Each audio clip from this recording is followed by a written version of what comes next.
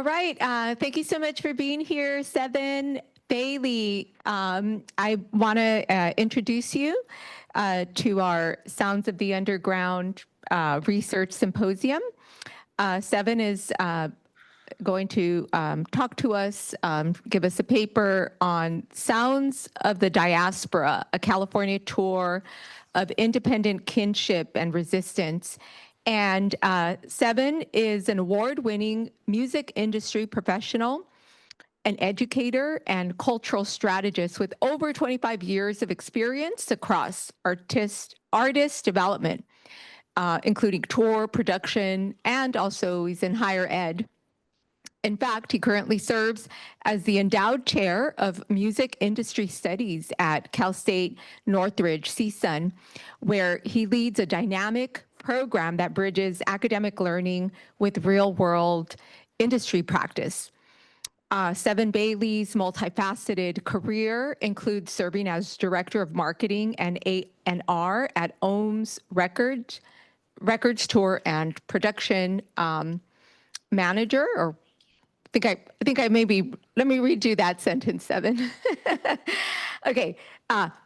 Bailey's multifaceted career includes serving as director of marketing and AR at OHM's Record, tour and production manager for major artists through WB Music Group, and audio engineer for global events and broadcasts. His technical expertise span FOH monitors, RF systems, and advanced live sound technologies. Bailey has worked with top-tier talent, including Kendrick Lamar, Rihanna, Terrence Martin, and Lauryn Hill, as well as companies like Apple, Microsoft, and NBC. In addition to his industry work, Bailey is a founder and program director of Camp Amped, a nonprofit youth program using music and performance to empower underserved communities. He has taught at UCLA, CSU, DH, Dominguez Hills, Compton College, and the Los Angeles Film School, and is currently pursuing a JD in entertainment law. His work champions access, innovation, and culturally grounded education in music and the arts. All right, take it away, Seven. What's up, everybody? How y'all doing? I can't hear you. I can't hear you. All Woo, right. woo, woo, woo, woo. All right, cool. So, I'm happy to be here. First of all, thank you all for the opportunity. I'm literally up the street just a little ways at Cal State Northridge. I'm currently in Atlanta at the moment doing a conference. I would have loved to have been there right in the backyard. I'm a Compton native, so I would have loved to have been there to see all your shining faces and bright smiles. So let's get right to it because I know your time is valuable and I want to make sure you have time for questions. All right, so we got Sound of the Diaspora. It's a California tour of independent kinship and resistance with VOVE Records, which is what I'll get to in a minute. And one of the things that I want to really get into is, as it was stated, is we're looking at how music connects and empowers and educates. So, quick exercise, even though I can't hear you. When I say boom, clack, boom, boom, clack, you say, when I say boom, clack, boom, clack, you say. Boom, clack, boom, boom, boom, clack. All right. Give it up for yourselves. All right, so listen, this is music. It is what gets us up. It's what brings us around. It's a story that is told, much like the previous speaker that talked about punk. Each genre has a origin and has a message and a tune that is shared. So we're going to talk a little bit about that from the aspect of my students took their artists out on tour and we had an amazing time. We're going to talk about some of the students that were involved in that and the differences and some of the opinions and of course the cultural backgrounds that come along with that. All right, so what, first of all, is the diaspora kinship? The thing is this, when we're dealing with the diaspora, it's a historical, emotional, cultural bond. It's an original place that we come from. It is where our history starts. We migrated from somewhere to this place, or that place, wherever that is. But we carry these cultural experiences, these emotional stories. We have been through generations of displacement, or we have been orators throughout history, sharing our stories before there was writing, and of course, before there was technology and all of that. We spent quite a bit of time sharing our experiences, which is valuable and so important. It's equally as important as language in how you identify with someone. Even though you may speak Spanish, there's certain slang words that immediately identify Colombian versus Mexican versus Honduran versus Guadalajaran, like all of those different Spanishes or Spaniards, all of those different slangs or dialects within Spanish help to identify your origin, which helps tell the story. Music is the same way. So let's look at a couple of things that as to how music creates a diaspora kinship. Okay, so the first thing we're looking at is preserving cultural heritage. We talked about that just a minute ago. In my culture, I mean, we are originators of pretty much all of the musics, including punk. Believe it or not, there's a band called Death that is one of the originators of punk. And we have these stories that we've told throughout our time. We beat drums to send a message to the next village. All of that was a part of our communication. All of that was a part of our language and rhythm, and it approached, all of it is from a worldwide view. So it's very, very important to grasp that. As we get into expressing shared experiences, I mean, listen, we've all heard Bob Marley, we've heard the storytelling and the form of resilience within a resistance, from James Brown, Say It Loud, I'm black and I'm proud. Yeah, all of that to, more current stuff, but all of it has a communal, a sharing, a very identifying factor to it for each party and each ethnic backgrounds. There are some very clear identifying factors to those, whether it's the instrument or the style of voice, or the keys that are used for that particular, and instruments that are used for those particular songs.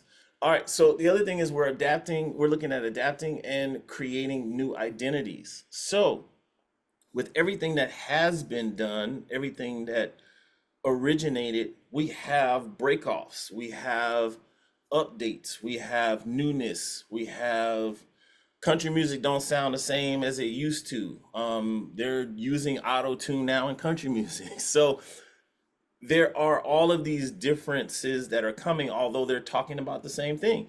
But again, there's these identities that have been created within music where you have to identify, or you choose to identify with a song, and you choose to identify with a genre, you choose to identify with, it even ties into cultures, it ties into ethnic backgrounds. All of those things are huge, and it creates this melding pot of grime. You guys talked about punk earlier, but there's grime that was in London, and then we had, it's basically, that was a combination of Caribbean, African, and the UK sound, which was huge. Just so you have an idea, like sound has always traveled across the world. It's the one thing that no matter what the language is, we can always, as a musician, I can always sit down on a drum set and have a conversation with someone else who's on another instrument without even speaking the same language. We can find a commonality in being able to have a conversation on our instruments. It's just a way of communication. It's an expression, which is amazing. So let's look at these other things. Let's look at intergenerational connection from generation to generation. It's inherent.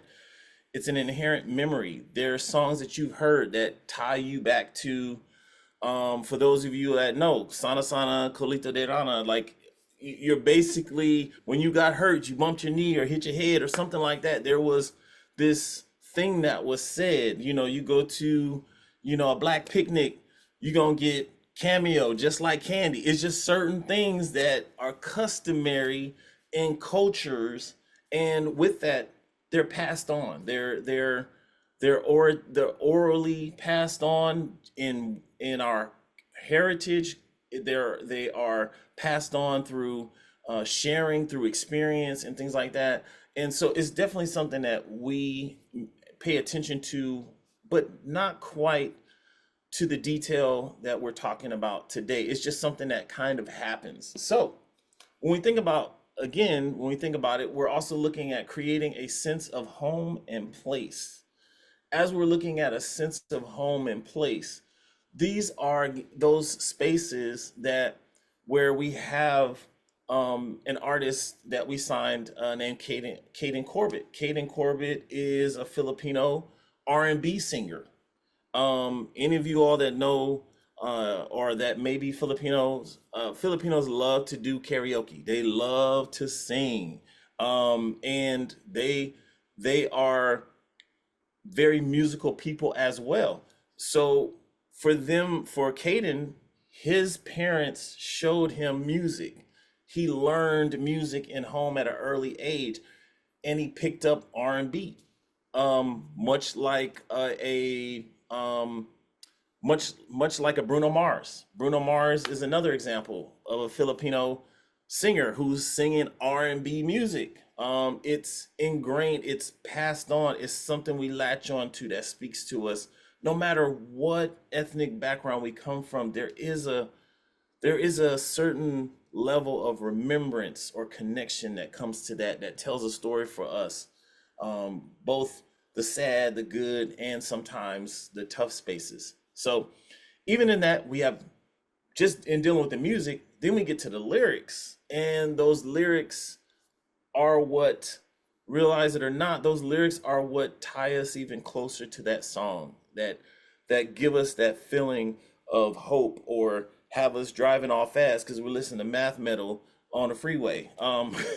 So these are different things that have effect on us, both lyrically and musically, that definitely tell a story for us and have an origin, which is important. So in dealing with the resistance, every time there is resistance, there is a pushing past of that resistance. There's a song that comes to mind. There was a song that is created. There is a burden that has to be relieved. Whether it's heart being broken, man cheating on you, woman cheating on you, you fell in love and you feel amazing, like all of those various things.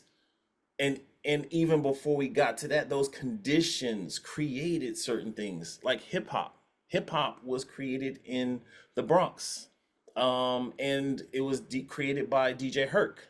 Bronx, I think it's Bronx or Queens, I forget, but it's created by DJ Herc. DJ Herc was a DJ who's just started doing turntables, and the experience caused people to want to say something. It created a movement in b-boys, breakdancing. It was a whole movement that took place on the East Coast. On the West Coast, we didn't have that same style. We picked up some of the b-boy, but we put gangster rap on the map in the early 80s. So we had our own opinion and our own version of what rap was for us. And so all of these different experiences outside, you all talked about it a little bit earlier, some of the police issues, and that creates the resistance that causes us to have something to say about it. And usually that song helps us to unify. So being able to get that empowerment through that resistance is, again, a big part. So we've had artists like Chance the Rapper, and these are some of the other artists that play a role in the Filipino area. Gosh, I forget her name, but that's her. I think Camila, I think that's her name, and of course Bruno Mars. Those are all artists who come from different backgrounds, and we all come from different backgrounds and have a story to share in that space. All right, so let's talk a little bit about VOVE. We have the diaspora and the kinship, the connection, and we realize how that works together. Now let's talk about why we're here and what we're talking about today. So let's talk a little bit about VOVE. VOVE is a student-run label at CSUN, and we focus on bridging education, creativity, and entrepreneurship. One of the things within our communities that is always challenging is, how do we have the talent and get the job and do the degree all at the same time? And sometimes, as you know, we have to get out there and you gotta hustle. You gotta pick up a side hustle. You gotta pick up a job, a personal business or something like that as well, to kind of help things move and go forward. So within our space, we want to make sure that our students aren't just settling for going to the record label and asking for a job, because even because of music and because of the culture of music, even that has changed. Artists don't want to just settle for what is being given to them. So they're now asking more questions, and labels are now having to deal with different attitudes and educated artists that no longer want to deal with some of the basics that have been provided. So we're talking about that. We're giving them real world experience in music production, touring, and marketing. And they're working hands-on with an artist from start to finish. And they are recording and then taking these artists out on tour. So here's just a little bit on VOVE. Navigating the competitive landscape of the music industry in the Los Angeles area can be a bit of a daunting task. However, the on-campus, fully student-ran music label, CSUN VOVE, also known as 505 Entertainment, provides students with valuable experiences that help them build their identities in this ever-evolving music field. So VOVE is a wonderful student-run record label that first started back in the early 2000s by Carrie Christensen, who was a past professor here in the Music Industry Studies program. It was a beautiful idea of giving students an opportunity to actually run their own record label. And since then, it has just gotten bigger and bigger every single year. Coming up, we got our end of year showcase. It's going to be incredible, taking place at Guitar Merchant, where have no one else but our artists perform at this event.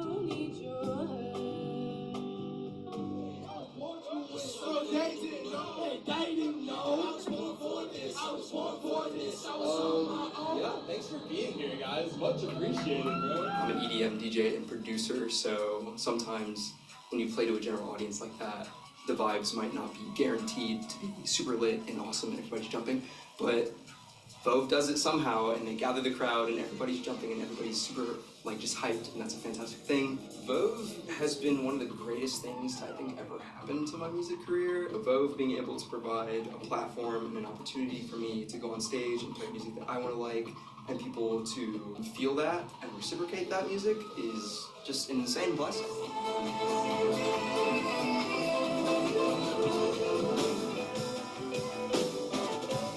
Being able to talk about these vulnerable topics in front of an audience is something that it took a long time for me to be able to do, but I'm really proud of myself.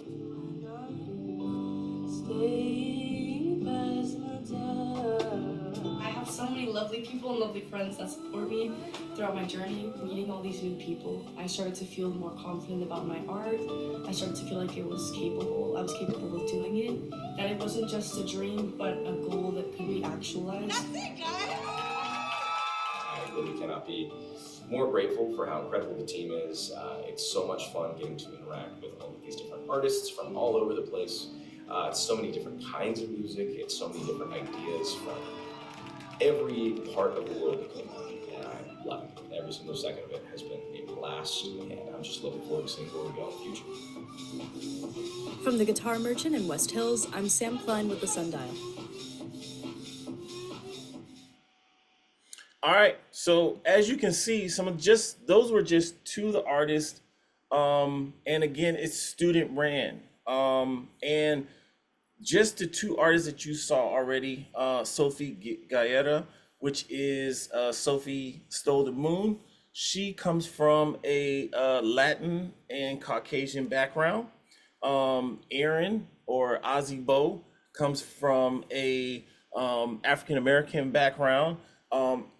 And none of them are doing what you would consider typical music for their culture. They're doing what they love. And that's what is so beautiful about music. Being able to, and what we do is we take the limits off. We allow them to be who they are, giving them an opportunity. So with the artists, which you'll meet more of in just a minute, we took them across 7 cities in California. And the artists, which you'll meet in just a minute, are Dro, Cayden, Corbett, Aziboh, Sofistolethemoon, and TRIStar. Now, in this space, I'm dealing with college seniors who are still trying to figure out life between the ages of 22 to 25, which is about my daughter's age. She's 23. And, you all have some important opinions and some ways of doing some things and some different cultural backgrounds and so everybody doesn't do everything the same.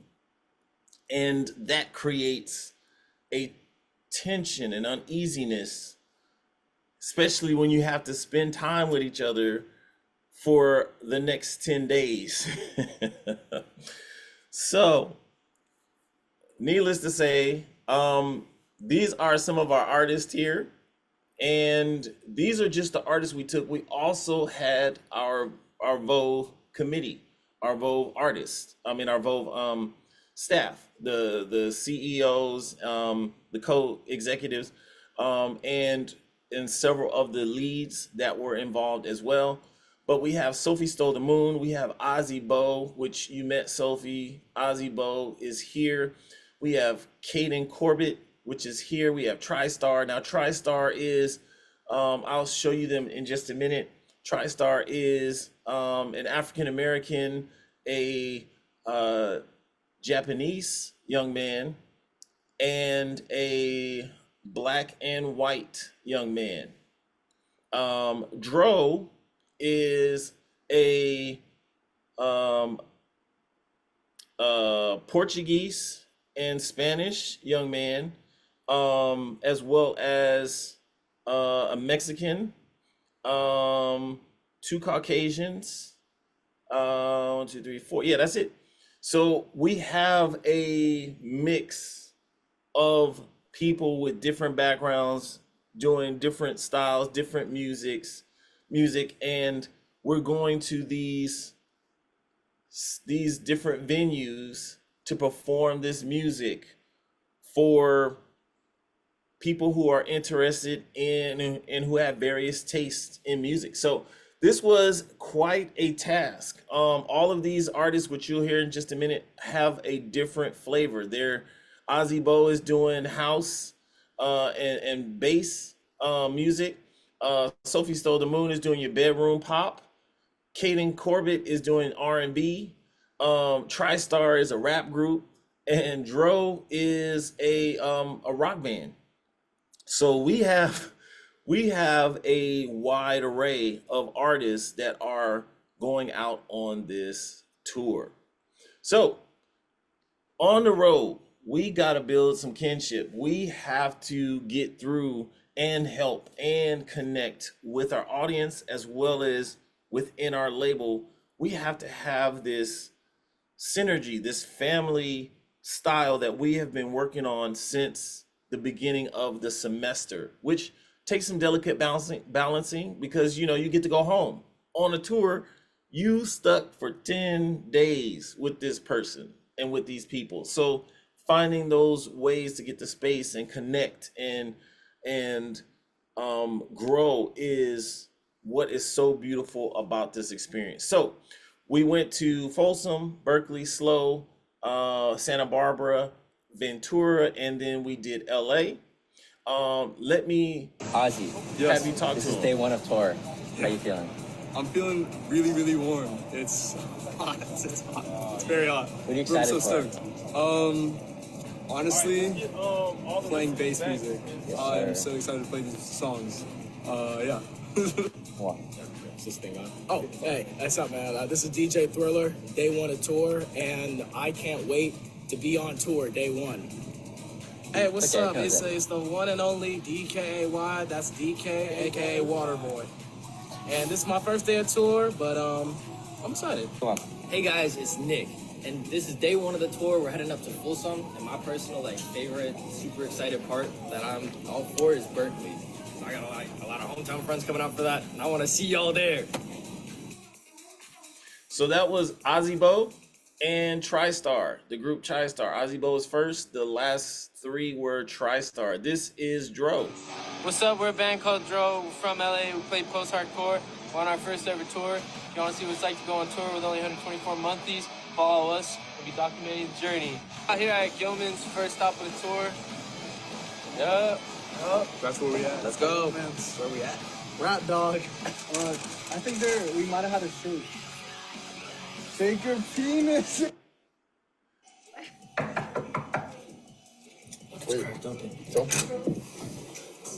Hurry up, bro. Hey, what I pull up to the crib and Yo, TRIStar. Oh, what the? What's up? What's up? Wait, how'd you even get in here? We'll explain that after. Don't worry about that. But we heard y'all are on tour. Is that true? Oh, yes, 100%. 100%. How do you know where we're staying at? We'll explain that after. No, it's So actually, we have an important question to ask you. What are your tour essentials? This, you see a mic? This is what we're doing. We do this a lot, you know. We love music, I guess. Do you like music? I keep that throat coat on me. Throat coat goes crazy. Wait. Okay. This is a Focusrite, it's like an interface thing. It puts music into the computer, which is like really cool, right? And how can you have the music without your precious notebook to write your fire-ass bars? You know what I'm saying? This is like the journal right here. Looks like a Harry Potter book. That's crazy. But this is my Harry Potter book, spells and shit. So as you can see, I got a lot of characters and a lot of fun times. And keeping them all enthused and engaged is important. Now, with this, I'm teaching them lessons in leadership, logistics, and in legacy. In all of this, we're looking at, they had to book the hotels. Well, not book the hotels. I had to book the hotels, but they had to select the hotels, the budget for the whole, they had to select the hotels. The hotels had to be budgeted properly. They had to organize the tour logistically. They had to look at the contracts that we were, and negotiate some of the things in the contracts that we were, for the venues that we were going to. All of these things are somewhat and can be somewhat daunting and challenging, especially in some of the backgrounds that we come from. Finances isn't always talked about. However, you want to go out on tour, you want to do this music, we have to be more mindful of how to spend our money, how to make our money, and make sure we sign the right contracts and that we're taking care of business the right way. So in that space, I'm spending quite a bit of time mentoring and modeling professionalism, being early, not on time, making sure that when I'm speaking to anyone, that I'm speaking to them with respect and with courtesy, and keeping a open mind, listening to what they may have to say, because sometimes listening is just all that is needed. In this space, I'm dealing with over 20 students, artists included, and we are having quite a time learning about leadership, logistics, and legacy. There was quite a few moments where some things that they were supposed to take care of got dropped, and I had to go back, make sure they were aware of these things so that they could get those things resolved, and such as like making sure we have the right hotel, or there's breakfast included with the hotel, things like that. So here is some of the budgeting and some of the places that we went, as well as our time travel, our departure time. Like, the organization portion of this is so valuably important because time is money, and we want to make sure we use it and value it properly. So even within this space, we're dealing with conflicts of, well, my boyfriend is out here and I just need to see them. Yeah, well, we got to get on the road because we have to go to this place. Everybody's going to be late because you want to see your boyfriend. I get it. Have him meet you at the next place and he can drive back when he's ready to leave. So these are things, and vice versa. These are things that we're dealing with on tour that have to be addressed, and that are constantly coming up. And some of the uncomfortableness, talking about finances and being on track and being on time and ensuring that, you have everything in place. Now, this is one of the beautiful things in showing their culture in their music, showing their culture in their style, their swag. They're also showing their culture in their merchandise. So we had some buttons that they made. They took some pictures with Polaroids. They were also in charge of making sure that they took care of setting up microphones, setting up the PA systems. Some of it was DJing, staying on track with the DJing and things like that, ensuring that they had music in between sets. We had some of our members were part of the band as well. So all of these different moving parts, along with all of these different attitudes and all of these different styles of music that are happening, that really required some guidance, some leadership, and some mentorship, but also some room for them to just be and enjoy their experience. Yes. Okay. All right. So real quick, here is a video, Aziboh performing.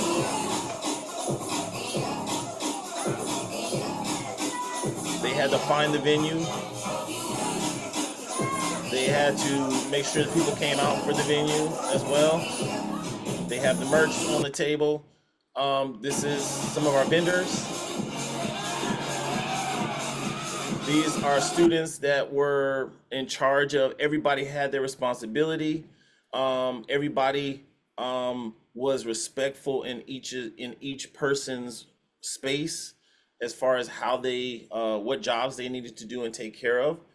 One of the things I wanted to share is majority of our students at Cal State Northridge are at a 54 to 56% Hispanic or Latino.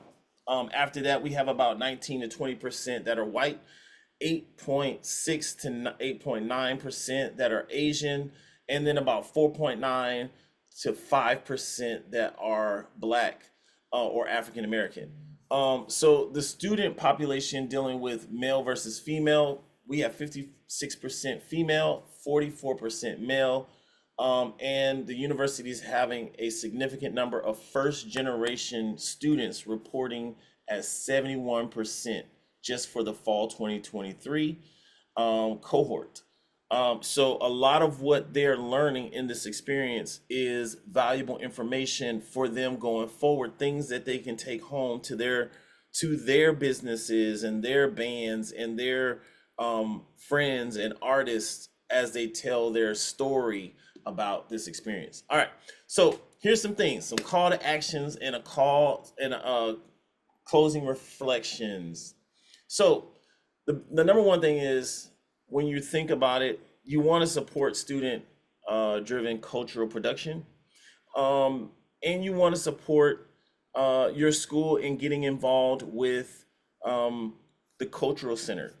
There are a lot of stories that come out of there. There's a lot of music that is used throughout the campus. How are you all taking advantage of that opportunity on your campus? Are your students, and are you as a student asking and looking for those opportunities to be able to perform on campus and share your story on campus? Are they giving you all of that? Are you all looking for that?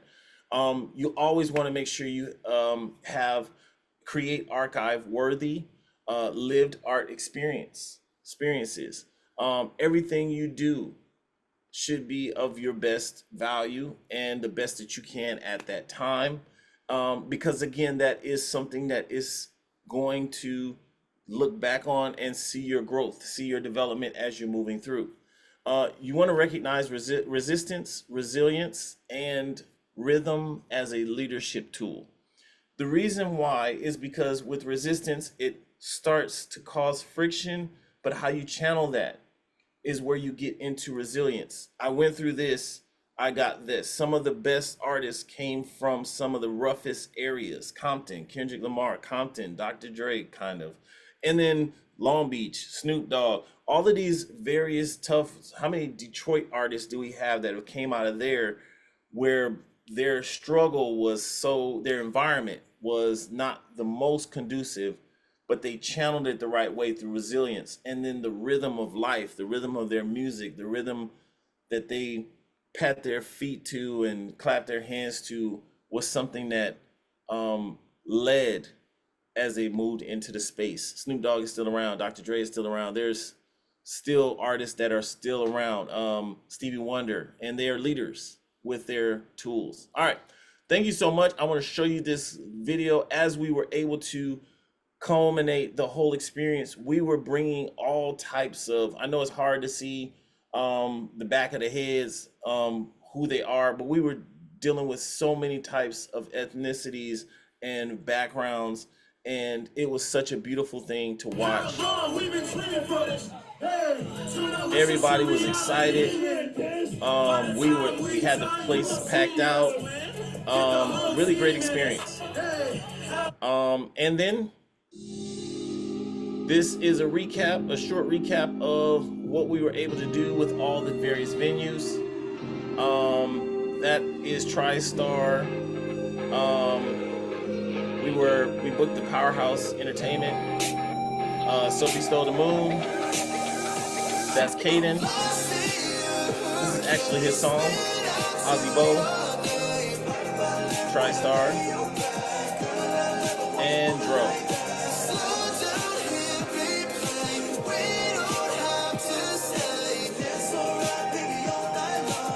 So again, you see him doing the circle.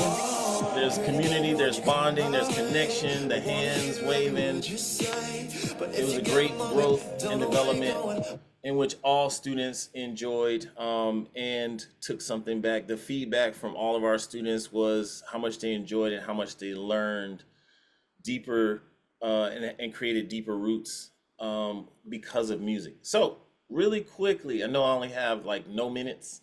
Are there any questions?